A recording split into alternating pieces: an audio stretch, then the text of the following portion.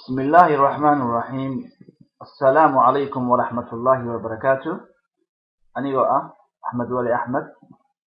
أنا أقاسمها جروب حرمت عافماتك Sunrise Psychological Clinic Birmingham. وعن هالكن جمع فرن وسو دوينا يا دمان معاميشة أصحابته iyo dhammaan hay-adaha dawliga iyo kuwa aan dawliga ahayn oo ay naga dhaxayso wada shaqayn wanaagsan. dhammaantiin waxaan leeyahay ku soo dhawaada gacmo furan.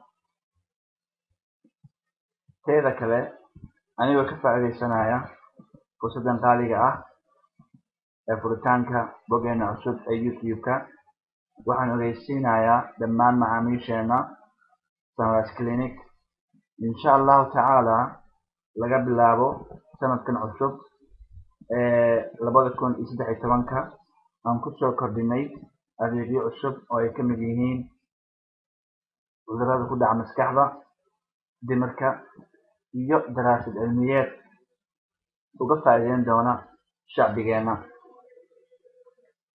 kuwaasoo noqon doona maqal iyo muuqaal. waxaan rajaynayaa insha allahu tacaala boggeena cusub in uu noqdo midkii looga baahi bixi lahaa fahmitaanka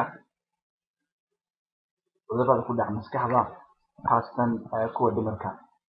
Asalaamu calaykum waraxmatullaahi wabarakaatu.